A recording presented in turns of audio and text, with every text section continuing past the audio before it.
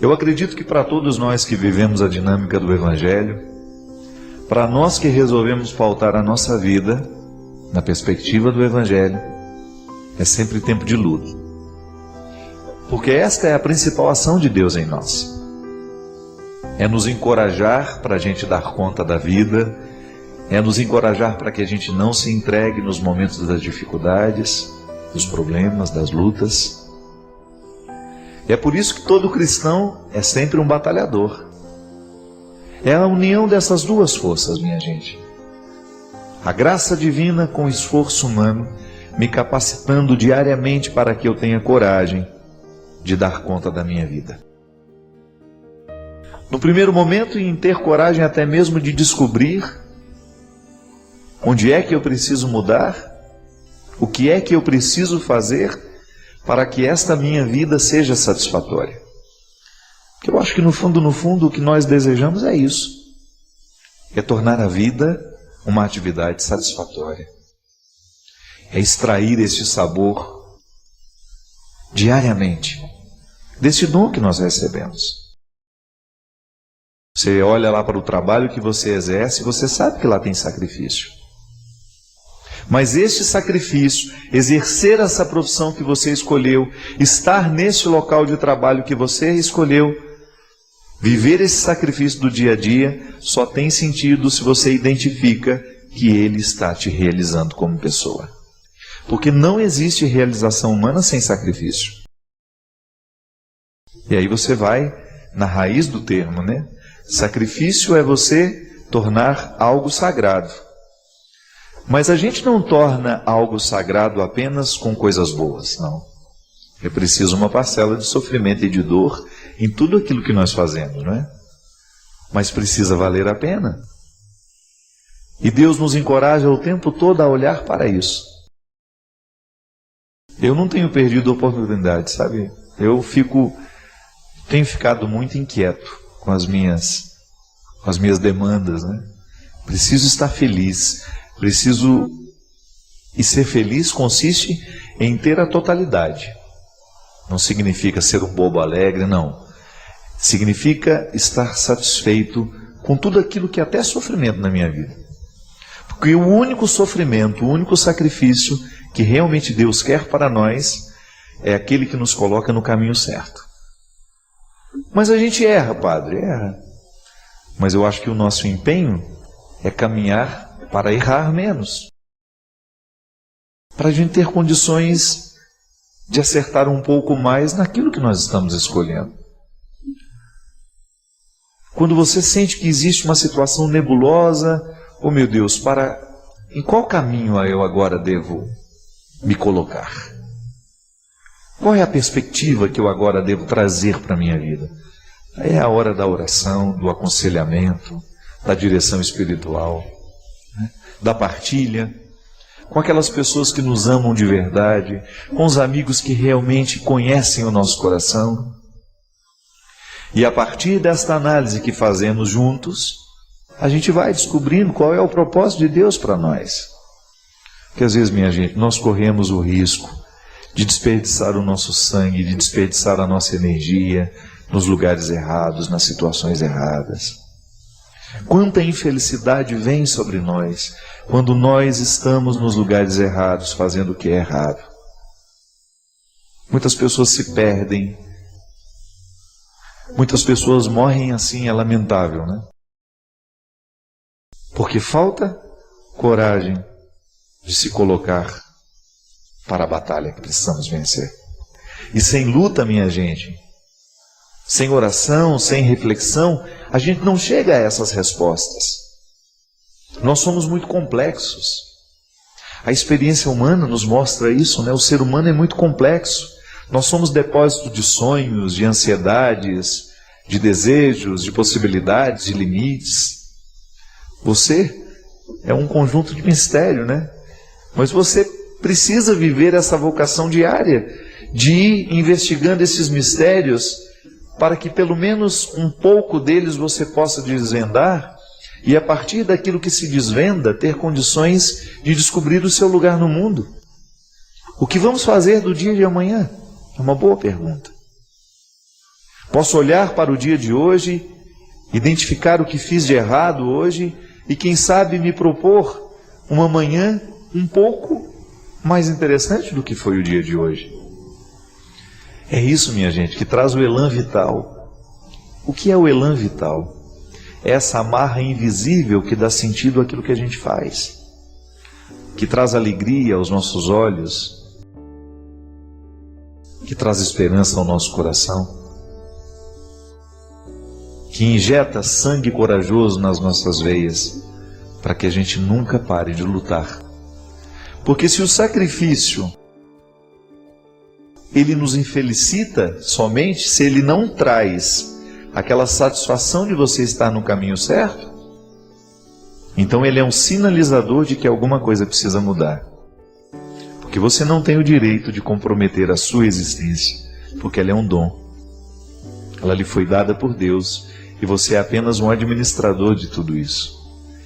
E é responsabilidade sua colocar as escolhas nos lugares certos para que esta existência seja brilhante no mundo. É por isso que a vida bem vivida, ela é sempre frutuosa, porque ela desperta nos outros como se fosse uma corrente do bem, né, acontecendo.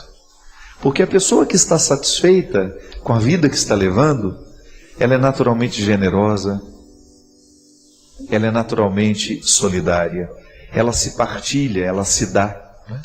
Ela se entrega. E o outro acaba contagiado por essa vida que está sendo satisfatória. Assim como fala o Evangelho, da luz que é acesa e é colocada sobre a mesa para que possa servir para iluminar a vida dos outros também. E aí nós entendemos que a vela acesa em cima sobre a mesa, ela facilita o caminho de quem passa por nós. Se eu me disponho a ser um homem realizado e se me interpreto como uma vela acesa sobre a mesa do mundo, sobre este altar que é o mundo, eu vou facilitar a passagem daqueles que passarem por mim. Serei luz no caminho deles. Mas este sinalizador, minha gente, precisa estar presente o tempo todo. Da mesma maneira como um cais é sinalizado de maneira iluminada para que os navios o encontrem. Da mesma maneira, quando nós precisamos pousar de madrugada num aeroporto, você vê de longe as luzinhas da pista, sinalizando de que ali existe um porto seguro para você chegar. E essa é a luta do dia a dia. Eu hoje estou vivo e hoje preciso arrancar deste estar vivo o sabor que me capacita para ter cada vez mais disposição para viver e fazer viver o que está ao meu redor. Porque é sempre assim, né? A gente nunca vive sozinho. Onde existe uma pessoa feliz, ali você pode ter certeza que ela vai fazer de tudo para provocar felicidade nos outros, até naturalmente. Ela vai despertar esse desejo de ser feliz no movimento natural. Apenas sendo ela satisfeita com ela mesma, com a vida que está vivendo, ela vai provocar isso nos outros. O contrário também é verdade, né? Quando você tem uma pessoa insatisfeita consigo mesma, ela acaba provocando insatisfações. Ela acaba sendo um obstáculo para muitas outras pessoas. E é por isso que eu digo que nós precisamos ser muito honestos, né? Com a vida que nós estamos vivendo e com aquilo que nós estamos provocando no outro, no momento em que vivemos ao lado dele. Eu gosto de ensinar isso teologicamente, né? Estamos sempre auxiliados pela graça. A graça de Deus, que também podemos chamar o amor de Deus, a bondade de Deus, são termos distintos para dizer uma mesma coisa, porque tudo isso é graça. O amor de Deus na nossa vida é fruto da graça, é gratuito, é generoso. A graça sempre se antecipa. Mas se eu me apago, se eu não promovo a minha realização no dia a dia, que é, volto a dizer, o que é a realização humana? É o acolhimento do dom divino, é o acolhimento da graça divina na nossa vida. E na união desse acolhimento, que se desdobra em atividades, em atitudes de escolhas, de dizer sim, de dizer não. É assim que nós fazemos a existência ser frutuosa, dizendo sim e não na hora certa. Santo Agostinho dizia, de maneira muito sábia, que até mesmo o amor com que a gente ama nos foi dado por Deus. Eu só posso amar porque Ele me amou primeiro. Só posso ser bom porque Ele foi bom comigo primeiro. Só posso ter coragem porque Ele já depositou a coragem em mim. O meu esforço, que é todo o meu empenho do meu dia a dia, da minha vida cristã, porque não existe vida cristã sem essa outra dimensão humana, não é?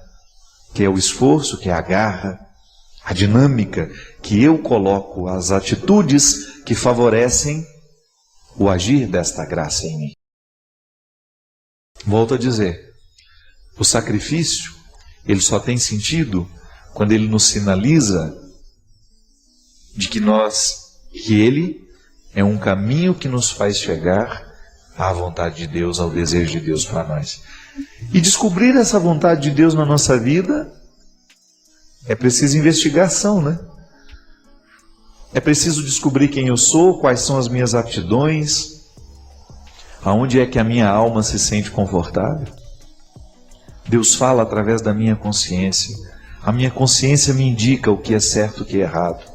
E quanto menos pecado eu tiver, maior será a minha capacidade de compreender o certo e o errado. Quanto mais honesto eu for, maior será a capacidade que a minha consciência vai ter de me colocar a palavra de Deus ou a verdade de Deus para a minha vida. A palavra de Deus, no momento em que eu vivi aquela experiência tão fecunda em Jerusalém, era essa: não pare de lutar. Não entorpeça a sua consciência. Não seja um homem relapso, não seja um padre relativo, né? Não relativize o que eu quero para você. Coloque o seu coração no lugar certo. Empenhe-se no projeto que realmente vai fazer frutos para a sua missão. Você já imaginou se eu estivesse me obrigando a ser padre? Que desconforto horroroso que eu iria viver, né? Não. Eu tenho muitos defeitos, você sabe disso, já falei, falo deles o tempo todo, mas a minha experiência está valendo a pena, porque eu me sinto confortável sendo quem eu sou. E os desconfortos que eu identifico nunca estão diretamente ligadas ao essencial daquilo que eu sou. Não. Eu não conflituo mais o fato de ser padre, de fazer o que eu faço, mas eu ainda me conflituo de fazer como faço. Mas pode ser que existam algumas pessoas que estejam num nível de conflito ainda mais profundo. Não estão conflituando como fazem, mas o que fazem. O que escolheram para si. E é aí que nós precisamos agir. Porque o nosso lugar no mundo é Ele. É em busca dele. É para isso que nós vivemos. Encontrar o nosso lugar no mundo. Porque o lugar do mundo que deve ser nosso é aquele que nos coloca ao redor das pessoas que nos dão sentido. O lugar do mundo que nos pertence e que realmente Deus nos projetou para estarmos lá, às vezes nós precisamos passar uma vida inteira procurando, né? Mas a procura já tem sentido. Por isso que o conflito é bem-vindo, porque ele vai me fazer perguntar diariamente se eu estou caminhando na direção deste lugar. Às vezes é contrariando o outro que nós conseguimos acertar a harmonia interior que às vezes está perdida, porque nós estamos fazendo tudo errado apenas para agradar o outro. E isso é uma infantilidade, né? Nós muitas vezes somos infantis assim. Eu não estou dizendo que você tem que desconsiderar o seu papel, a sua importância na vida do outro. Não, não é isso não. Eu estou falando daquelas amarras que nós permitimos que coloquem em nós pelo simples fato de agradar o outro. É claro que é bom a gente agradar o outro, mas a gente tem que agradar o outro do jeito certo. não comprometendo a nossa vida. Quando você percebe que você está comprometendo a sua realização só para agradar o outro, você corre o risco de estar cometendo o pior de todos os pecados, que é desperdiçar a vida. Porque este é um ponto de partida interessante. Eu saber quem eu sou, mas sempre colocar como perspectiva quem eu devo ser. Analisar o que tenho feito, mas não parar na análise que me responde o que eu tenho feito, mas sobretudo me colocar na perspectiva do que devo fazer para que aquilo que eu faço tenha uma identidade com aquilo que eu sou. Eu sempre gosto de dizer isso. Eu não tenho... Essa pergunta eu não me faço mais. Será que eu quero deixar de ser padre? Não. Eu gosto. Eu amo o que eu faço. Agora, eu preciso me responder todos os dias. Como é que eu vou ser padre no dia de hoje? Aí eu olho para as pessoas que estão ao meu lado. Quais são os compromissos daquele dia? E eu identifico de maneira muito prática como é que eu precisarei ser padre ali, com aquelas pessoas e com aquela situação. Se é diretora de escola, você é professora, você é balconista, você trabalha no supermercado, não importa. O advogado, o médico, somos todos iguais. Porque todos os dias, do homem mais importante ao mais simples, das atribuições mais poderosas às mais simples, do homem mais rico ao mais pobre, dos mais bonitos aos mais feios, dos mais inteligentes, dos menos capacitados, dos mais estudados, dos mais iletrados, todo mundo vai ter que descobrir isso. Você, pai de família, é a mesma coisa, né?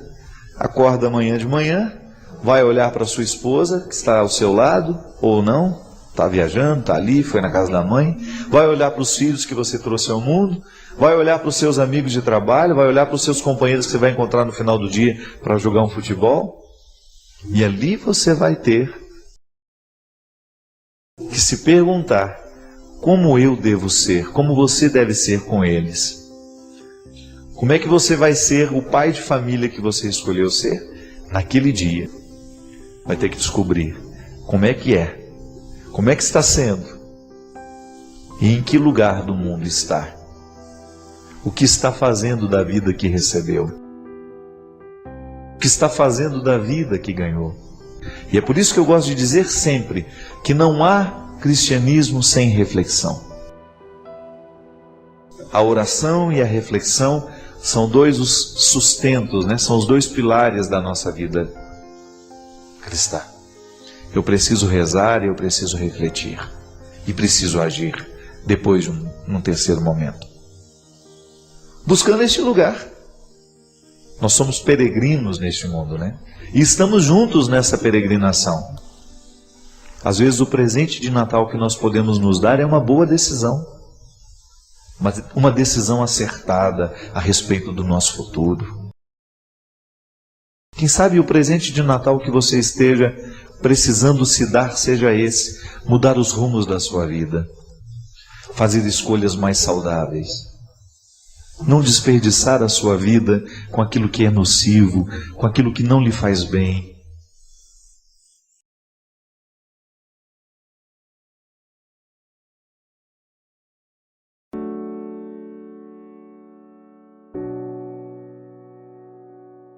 Padre Fábio, eu gostaria de saber se há na Bíblia algum relato que diz que a família só é constituída de pai, esposa e filhos, e estes, quando se casam, transformam-se em parentes e deixam de fazer parte da família. Estou questionando isso porque um evangélico colocou essa posição e eu sou totalmente contra isso, pois tenho uma profunda admiração. Não, sou contra isso. Aí o restante ela fala aqui sobre mim. Obrigado. Minha filha, eu também nunca vi isso não, você já? Que quando casa deixa de ser família e passa a ser parente? Parente é uma palavra que diz respeito, né? Que está diretamente ligado aos graus familiares, né? São os parentescos. O que é fato é que um casal, quando se casa, ele forma uma nova família. Ele deixa de fazer parte daquele núcleo e criou um outro, do qual eles agora são os gerentes, né? O pai e a mãe. ao estabelecer, ao ver os filhos se casando, eles estão deixando de gerir a vida dos filhos da mesma forma como eles estavam acostumados. Vai mudar a maneira de ser pai e de ser. Isso é muito saudável, não precisa nem falar muito disso. Nós já conversamos várias vezes sobre esse assunto. Quando um casal, quando o pai, o marido, a mulher, eles saem de seus núcleos para formarem um outro núcleo, ali se estabelece um novo vínculo. Eu vou olhar, digamos, eu sou um homem casado agora, fiquei na casa da minha mãe até ontem. Então, a partir de hoje, eu assumo um novo jeito de ser filho da minha mãe. Não é que eu vou amar a minha mãe menos, não. É que eu começo a ter mais responsabilidades neste novo núcleo familiar que foi estabelecido. E é por isso que muitos casamentos ficam comprometidos no momento em que os cônjuges esquecem de que a partir de agora a vida terá que ser diferente, né? Muitos maridos e mulheres saem da casa dos pais, mas não permitem que o novo núcleo seja gerado. E já falamos disso aqui também, do tanto que não é benéfico para a vida do casal não ter um lar. Lar mesmo, gente, parede, sala onde eles ficam, cozinha, cozinhar a comida, de fazer a comida, de ter a sua estrutura familiar. Porque às vezes os casamentos, eles acontecem, mas os filhos continuam, os cônjuges continuam vivendo como se fossem filhos do mesmo jeito que eram antes, né? Então esse não sair da casa dos pais pode ser um empecilho muito grande para a vida afetiva do casal. Porque tem muita interferência, né? Por mais que eu deixo os meus filhos muito à vontade, eles estão aqui porque precisam, cuidado, porque isso pode gerar um déficit na vida do casal. Eu não estou inventando isso aqui, isso é fato. A vida afetiva de um casal, quando não está dentro do seu núcleo, quando não está na sua estrutura, que foi justamente pensada para que esta nova família cresça, para que essa nova família desenvolva os seus laços, isso é, que tem as suas diferenças, que tem as suas lutas ali, o seu dia a dia difícil, que é à medida que o caminhão vai andando, que as abóboras vão se ajeitando. Não tem o dito popular que fala isso? É disso que nós estamos dizendo. Então a necessidade que o casal tem de ter o seu espaço para ali aprenderem o significado de ser marido e mulher e depois de ser pai e mãe. Por isso que é tão importante também na vida do casal, depois do casamento, ficar um tempo sem ter filhos. Porque precisa aprender a ser marido e mulher antes de ser pai e mãe. Às vezes o casal já casa, não sabem ainda ser marido e mulher. As pessoas ainda não estão preparadas para essa união conjugal e já têm que se desdobrarem nas funções de pai e de mãe. Então, é importante que na vida do casal, sempre exista espaço para essa participação bonita na vida das famílias de onde vocês vieram, mas que vocês tenham, sobretudo, os vínculos para que este casamento aconteça de fato. Tem muito casamento que não acontece. Por quê? Porque os cônjuges não se permitem, não estabelecem o vínculo que o casamento pede. Porque o casamento não é só o dia da igreja, né? Ali é um início, um reconhecimento sacramental de uma relação que vai precisar ser cuidada a vida inteira. Engana-se aquele que se casou só naquele dia, né? Aquela bênção recebida vai se desdobrar em muita vida, em muito cotidiano, em muitas dificuldades, em muitas alegrias. E isso é importante, que aquela bênção recebida tenha um lugar geográfico mesmo para isso crescer. Mas em relação a essa questão de estar na Bíblia, eu confesso que nunca li nenhuma passagem que pudesse fazer referência a isso, quando casa deixa de ser parte da família. Que o fortalecimento da vontade é essencial para que Deus tenha a oportunidade de agir em nós. Aliás, a vontade fortalecida já é a própria ação de Deus em nós. Santo Agostinho dizia que todo esforço humano só é possível porque existe um esforço É o amor de Deus, é a graça nos sustentando. Até quando eu amo, eu preciso do amor que me ama primeiro. Então, quando eu faço um esforço para fortalecer a minha vontade, eu já estou no influxo da graça. Já estou movido pela graça. Isso é tão radical para Santo Agostinho, que ele dizia que até para eu me arrepender de um erro, eu já preciso estar visitado pela graça. Então, sempre que eu falo que preciso fortalecer a minha vontade, eu já estou assumindo essa participação de Deus na minha vida. E é por isso que a vida mística, minha gente, ela é a dinâmica de todo dia, de toda hora. Que às vezes a gente quer separar as coisas, né? Acha que rezar é você criar aquele momento para estar com Deus, entra dentro de uma igreja, ou fecha no quarto, vai fazer a sua oração. Tá certo, isso faz parte da vida mística. Mas você não se esqueça que tudo na vida místico é crescimento, é busca de fortalecimento dessa vontade. Parece que a gente faz jejum, parece que a gente faz penitência, é para fortalecer a vontade. Porque seria muito mesquinho, né? Você ficar imaginando que Deus fica feliz quando você deixa de comer isso, quando deixa de comer aquilo, só por deixar. Não. Se a gente for pensar assim, esse Deus, ele precisa até de um terapeuta, né? Tá doente da cabeça. Fica se alegrando com o sofrimento dos outros. Não. Você como pai, você fica feliz quando você vê o seu filho sacrificando-se para verdadeiramente crescer. Você não fica feliz só por vê-lo fazer o sacrifício. Você fica feliz porque sabe que daquele sacrifício vai gerar um fruto. Vai ter um futuro melhor por causa daquele sacrifício.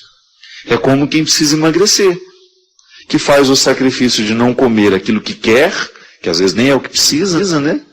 Faz o sacrifício de não comer aquele doce, aquele queijo gordo, aquilo que você sabe que vai só lhe prejudicar na sua dieta, porque você tem um futuro mais leve.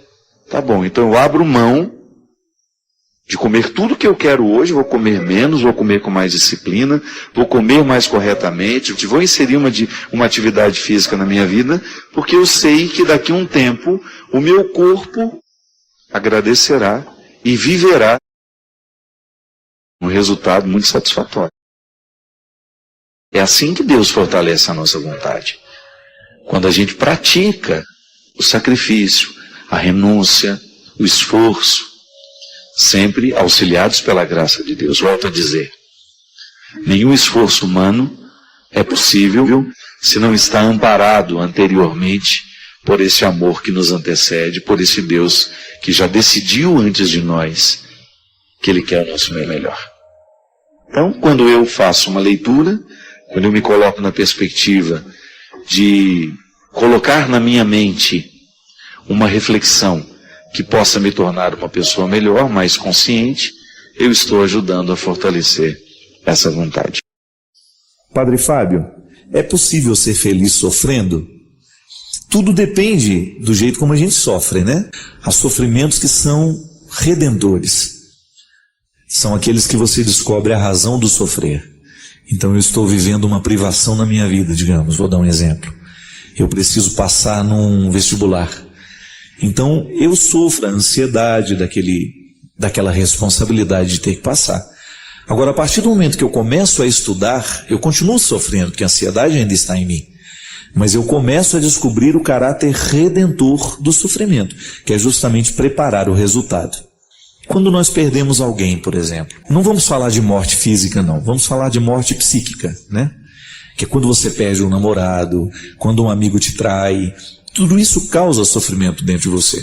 Agora, se você vive esse sofrimento de maneira infértil, isto é, sofre por sofrer, como é que a gente sofre por sofrer?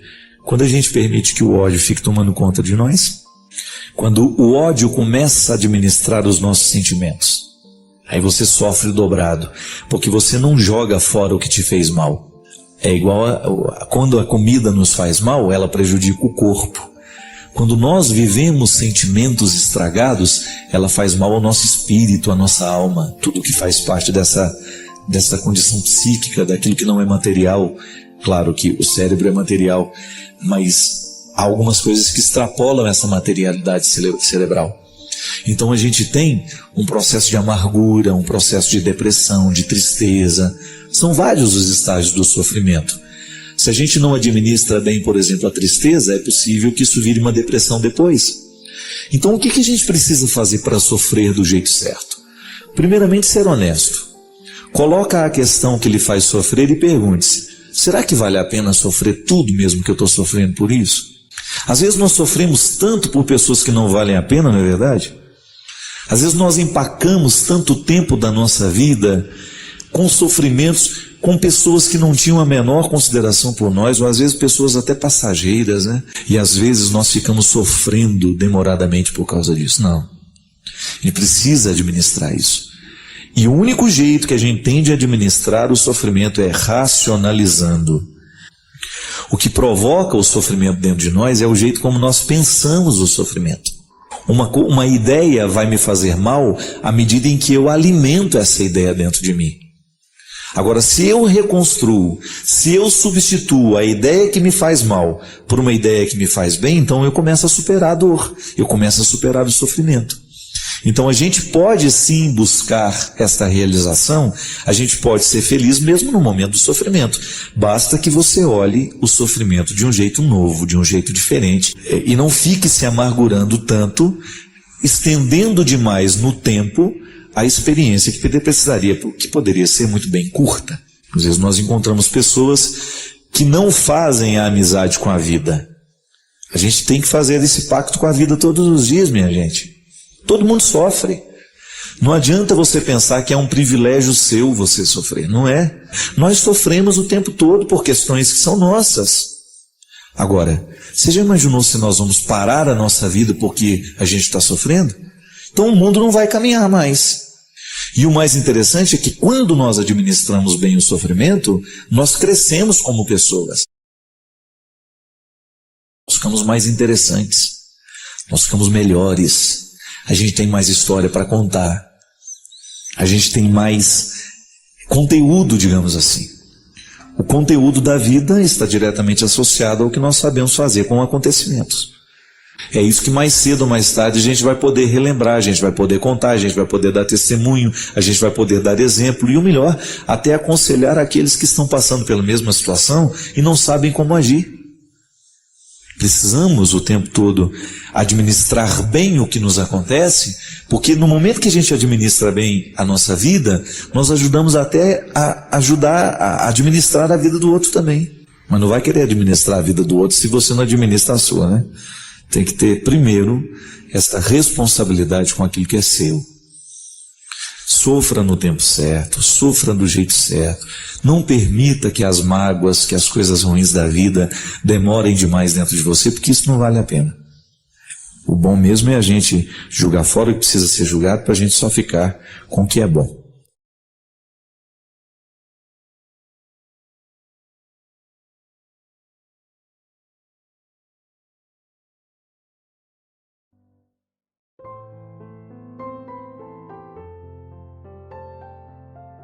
Padre Fábio, estou me sentindo muito sozinha, tenho uma família maravilhosa, mas estou me sentindo mal. E isso não faz parte da minha pessoa. Eu acho que eu estou nesse momento achando que todos falam de mim, que todos me desejam mal, que todos sentem inveja das coisas que eu consigo, choro todos os dias, fico nervosa com qualquer coisa, penso besteiras na minha cabeça e não consigo mais ir para a faculdade cursar direito que eu estava fazendo. Me ajude. Meu nome é Larissa, tenho 20 anos. Tá vendo? O sintoma da Larissa é um sintoma já muito comum nos dias de hoje, que é essa ansiedade, insegurança, medo. Tudo isso decorrente, né, de um jeito de viver muito para fora. É claro que existem quadros assim que você precisa encaminhar, vamos ao médico, vamos ver o que está acontecendo com a gente, pode ser que esteja faltando lá uma substância física, química, que provoque o bem-estar, isso é outro caso. Estou dizendo dessas inseguranças que nós estamos criando, que nós estamos mergulhados nelas e que estão dificultando demais os nossos convívios, minha gente. Uma coisa é certa, a vida nunca foi fácil. Eu não tenho essa ilusão de pensar que hoje é mais difícil do que foi ontem. Agora, há um fato inegável. O mundo ficou muito modificado de 30 anos para cá. A comunicação mudou radicalmente o mundo. E isso gerou muitas consequências em nós. Uma delas é essa insegurança, esse medo. Nós temos medo. A palavra que hoje caracteriza muita gente é medo. Nós temos medo de que vamos perder o outro. Nós temos medo de que o outro não vai ficar a vida inteira ao nosso lado. Nós temos medo de não dar conta. Nós temos medo da solidão. Nós temos medo de sentir medo. Sabe, minha gente, toda vez que nós decidimos por fazer uma experiência de Deus, a gente precisa entender que Deus vai mexer nisso tudo. Que Deus vai começar a mexer nas estruturas da nossa vida para que a gente tenha, primeiro, consciência de que não podemos ser assim. De que nós estamos vulneráveis a ser assim. Nós estamos vulneráveis porque nós estamos mergulhados neste mundo assim. Mas nós podemos fazer uma experiência nova.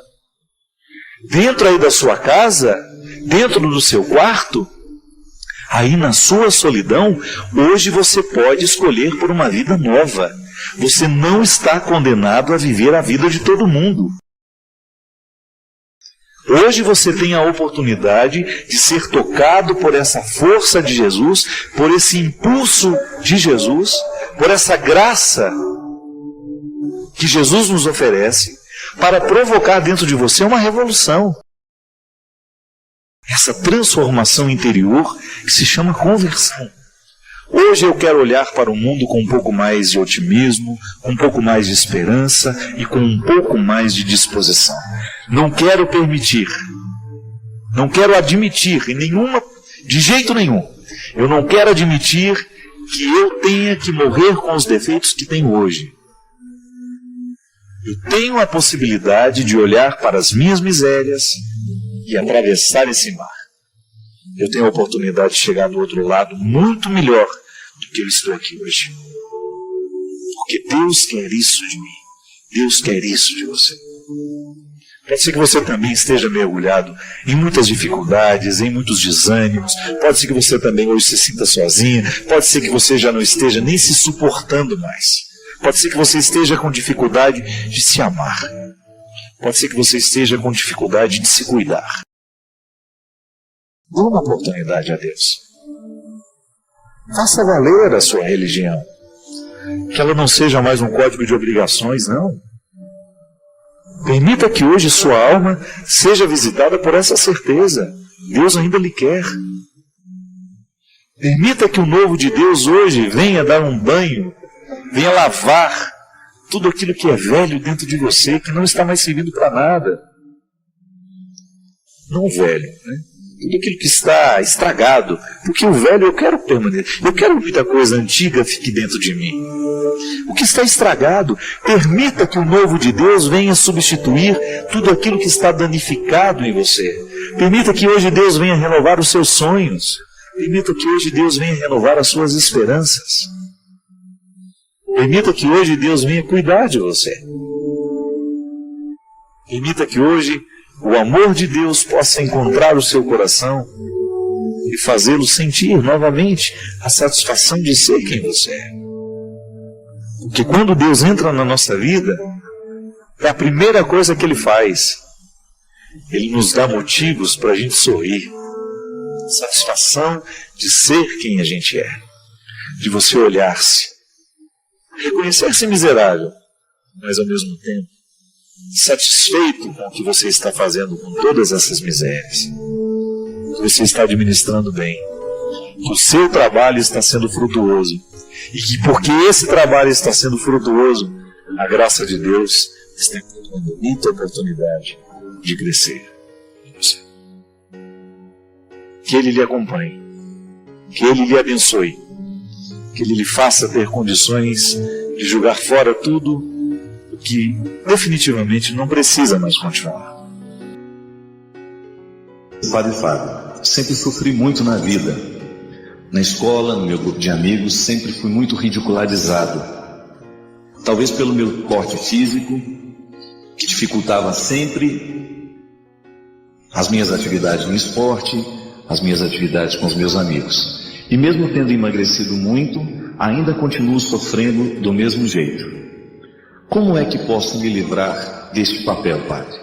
Cansei de ser o bobo da corte e hoje sinto que estou ficando solitário à medida em que não me disponho a cumprir mais o papel que antes eu cumpria. Gente, o que é interessante no questionamento do Júnior, isso vale para muita gente, é o seguinte: todas as vezes que nós estabelecemos relações sociais, a gente acaba distribuindo papéis, né? A gente acaba exercendo um papel e os outros que estão do nosso lado, assim como o Júnior fez o papel de bobo da corte, fez com que ele criasse dentro dele esse personagem e o levasse adiante. Por quê? É muito interessante isso. Nas relações sociais que nós estabelecemos, um papel sustenta o outro.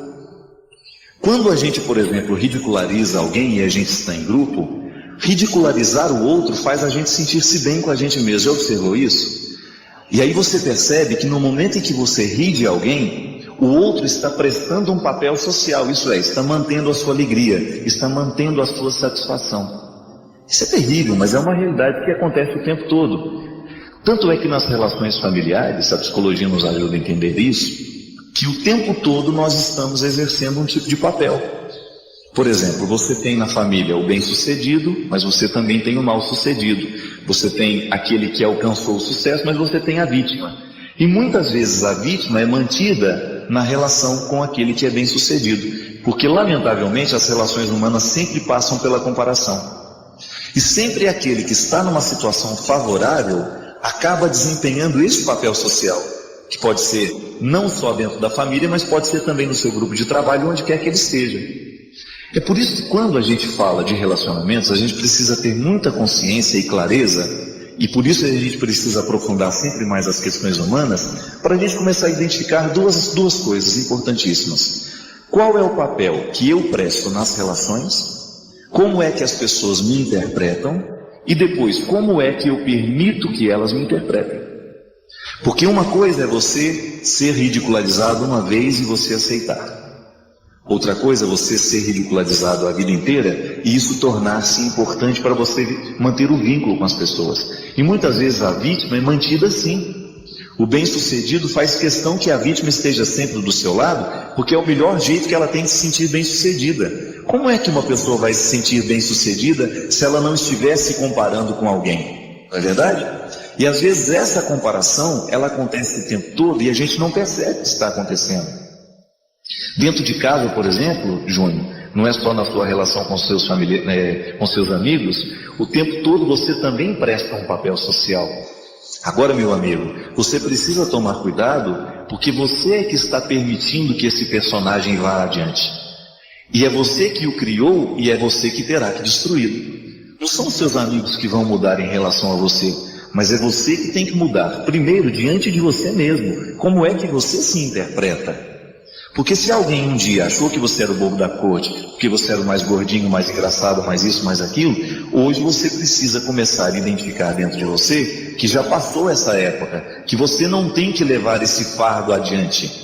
Isso acontece muito dentro das nossas casas, dos nossos grupos, quando você percebe que uma pessoa tornou-se prisioneira daquilo que ela permitiu que os outros fizessem dela.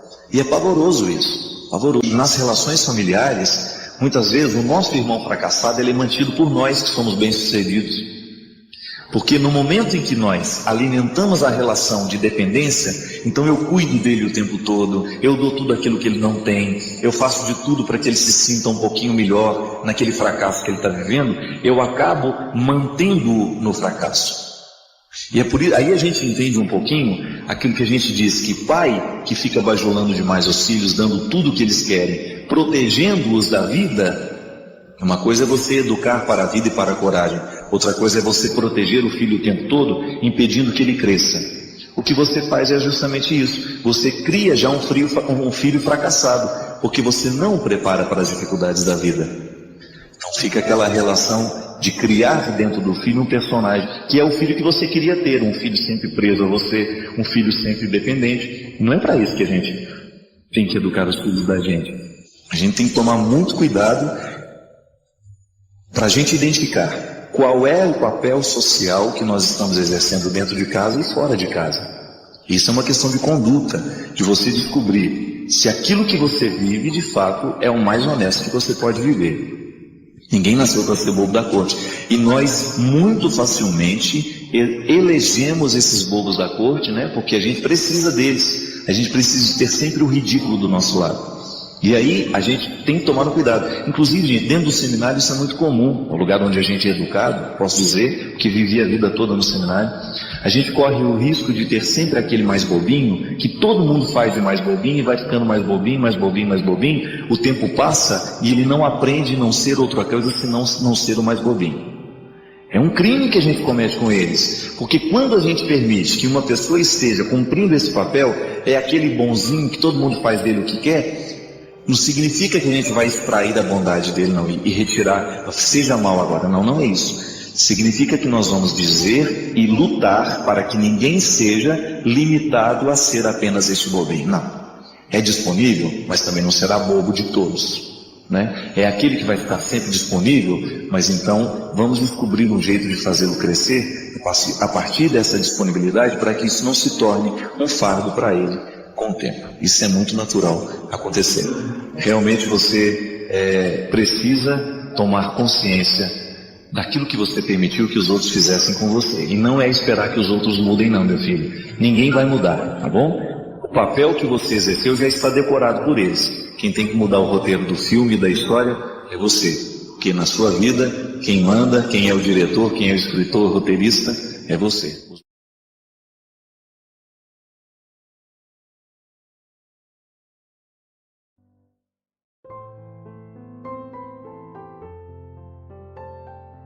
Vamos atender aqui as pessoas que nos escrevem, são muitas, graças a Deus. A gente tem a oportunidade de ver por onde a gente vai, os frutos do programa Direção Espiritual, e toda vez que você partilha a sua vida, a gente tem a oportunidade de falar a muitos corações que estão vivendo a mesma dor, o mesmo conflito que você vive.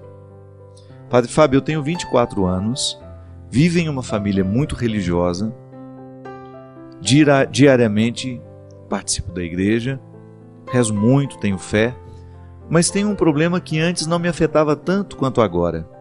Sou um desastre quando o assunto é relacionamentos. Todos os meus relacionamentos até hoje, padre, foram rasos e eu sempre saio muito ferida deles. Sou muito intensa e sofro muito por isso. Meu último início de relacionamento, eu me apeguei muito ao rapaz, muito mais do que ele a mim. E isso está me doendo muito agora. Terminamos de uma forma muito conturbada e ouvi dele muitas ofensas que me machucaram muito. Mas por falta de amor próprio, eu não consigo seguir em frente e sigo esperando que ele me procure, acompanhado de um pedido de desculpas. O seu aniversário se aproxima e eu nem sei se devo parabenizá-lo ou não. Padre, gostaria muito de um conselho seu, uma direção espiritual, porque meu coração já está cansado e só de pensar em conhecer outra pessoa, começar tudo de novo desde o início, já me desanima. Desde o início. Desculpa, o que devo fazer? Ela não coloca o nome, não quer ser, melhor, coloca, mas não quer ser identificada. Minha filha, você tocou numa questão aqui fundamental. Toda vez que nós estabelecemos um relacionamento com o outro, a gente precisa ter consciência de que a relação com o outro só é boa a partir do momento em que a relação que a gente tem com a gente já está suficientemente estabelecida. É o conceito de pessoa que a gente trabalha no livro Quem Me Roubou de Mim, que eu escrevi justamente sobre essas questões de relacionamento de pessoas que sofrem muito. O conceito de pessoa é inspirado pela antropologia cristã, judaico-cristã, nos diz que a pessoa é aquela que tem a posse de si. Em outras palavras mais simples, né? É aquela que se possui, que é dona de si. É aquela que já conseguiu conhecer-se o suficiente, já tomou posse de si. E porque tomou posse de si, pode se dispor ao outro, pode se oferecer ao outro. O grande problema é que nós estabelecemos relacionamentos sem antes ter feito esse dever de casa. E na posse de si, a gente precisa viver a experiência do amor próprio. Quem não se ama vai ter muita dificuldade de sentir-se amada pelo outro, ou então até mesmo de amar. Você está dizendo aqui que você é intensa demais. Pode ser que essa sua intensidade seja fruto dessa falta de posse de si mesma, que é uma expressão de imaturidade. Tá certo? Todo mundo tem o direito de ser intenso, mas a intensidade não pode atropelar o processo, né? Eu não posso atropelar o meu processo no relacionamento, no conhecimento de uma pessoa. Tem que ir devagar. Você não sabe quem o outro é. Você terá de passar pelo processo normativo. Isso é a norma, né? Faz parte de todo o processo de conhecer alguém, dar os passos gradativos. A intensidade já pode ser expressão de uma imaturidade que você alimenta. Precisa ter muito cuidado quando você vai estabelecer um relacionamento com o outro, colocando a sua intimidade, a intimidade do seu coração, colocando seus sentimentos. Então, às vezes, não dá certo por isso. Eu ainda não amadureci o suficiente para poder oferecer-me ao outro. Você tem 24 anos, você é muito jovem ainda, e é provável que você vá aprendendo com o tempo. Agora, veja bem, esse sofrimento que você passa ao outro, hoje, já que você identificou que ele aconteceu da mesma forma nos outros relacionamentos, significa que pode ser que o erro esteja justamente na maneira como você administra esse relacionamento. Nós não podemos ficar repetindo conscientemente os mesmos erros. Tenha coragem de colocar para você, de identificar como é que você erra ao estabelecer o relacionamento com o outro. Onde é que você peca, poderíamos dizer, né? Não no sentido de pecado que precisa ser confessado ao padre, não. Mas aquele pecado que você peca contra você mesmo. Você abre mão demais do seu mundo para ter o outro na sua vida? Que às vezes é assim. O namoro começa e você imediatamente abre mão do seu mundo porque você quer agradar o outro. Você abre mão das realidades que você tem, daquelas que já faziam parte de você. Às vezes existem relacionamentos em que os cônjuges exigem até que o outro deixe os seus amigos de lado. Não é possível isso. Não há possibilidade de você estabelecer um relacionamento em que você tenha que abrir mão da sua vida para que aquilo dê certo. Ah, padre, mas o amor não é renúncia? Sim, mas espera o amor concretizar-se, espera você saber que de fato você ama e é amado, para começar a dar passos na direção dessas renúncias. Precisa namorar sem muitas pretensões no primeiro momento. Precisa namorar com mais leveza. Não abra totalmente o seu coração para alguém que acabou de chegar. Você não sabe se isso vai valer a pena. Não quebre a sua intimidade só para ter a garantia de que o outro vai ficar. Não. O amor ele é muito mais fácil você encontrar um relacionamento em que você se sinta amada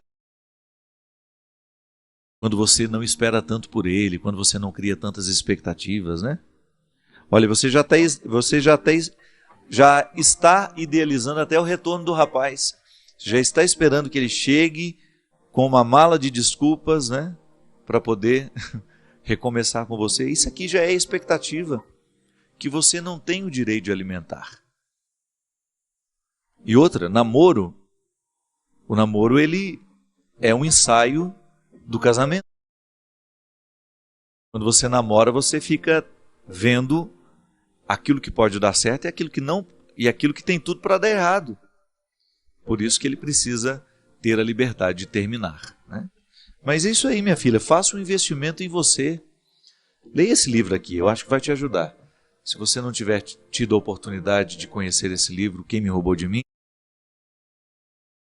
é uma leitura que eu acho que pode ser positiva para todo mundo que passa a dificuldade de amar demais ou de amar de menos e de não ser capaz de estabelecer vínculos duradouros.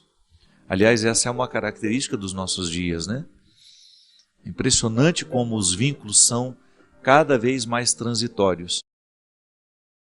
Nós temos dificuldade de fazer com que um relacionamento quebre aquela primeira barreira da superficialidade, que ele fique fecundo. E não é só namoro, não. Até um relacionamento de amizade passa por esse risco. Como é difícil a gente alimentar uma amizade profunda. Por quê? Primeiro porque os ambientes que a gente frequenta nem sempre nos proporcionam uma conversa que nos faz ficar amigos. É sempre tudo muito conturbado, sempre todo mundo muito distraído com os celulares e todo mundo, cada um estabelecendo conversas paralelas. Você está conversando com uma pessoa, ela está ali digitando coisas no celular dela e prestando atenção em você ao mesmo tempo. Então nós somos muito superficiais, estamos vivendo de maneira muito superficiais. É natural que os nossos relacionamentos também entrem pela mesma perspectiva, né? Não é possível a gente criar vínculos fecundos com tanta superficialidade. É uma mudança de vida mesmo. Passa pelo conceito de conversão. Interessante, né? A conversão que Jesus nos propõe é justamente a gente ir cada vez mais tomando posse do nosso coração. É um movimento de profundidade, veja bem. É um movimento que faz com que a gente tenha uma busca interior que nunca vai terminar. A superficialidade tem fim, a profundidade não. Quando você opta por viver uma busca de amadurecimento, por exemplo, como essa menina aqui, por que os meus relacionamentos não dão certo? É preciso investigar-se. Não dá para ir fazendo esse rolo compressor apenas dando a desculpa para si mesmo e para os outros. Eu tenho dificuldade de amar e ser amado. Eu tenho dificuldade de ser fiel.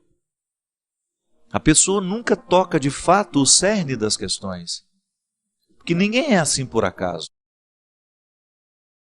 Algum motivo ali precisa ser descoberto, ser investigado, para que a gente tenha condições de mexer nele. Aristóteles, um filósofo clássico, dizia que a vida só vale a pena ser vivida à medida em que ela é refletida. Aquele que não reflete a vida que vive, aquele que não reflete a experiência pessoal, diária, nós podemos chamar até isso de exame de consciência, né? Faz uma leitura cristã disso. O que é o exame de consciência? Aquela oportunidade que a gente tem de voltar os olhos para o nosso jeito de viver, para a vida que nós estamos escolhendo. E aí você ter coragem de ser o seu juiz. De ter coragem de fazer uma interpretação se está sendo justo ou não aquilo que você estabelece para você. Qual é o papel do juiz? A jurisdição é justamente olhar para a realidade, para as partes que compõem aquela realidade e identificar se é justa ou não aquela relação que as partes estão estabelecendo.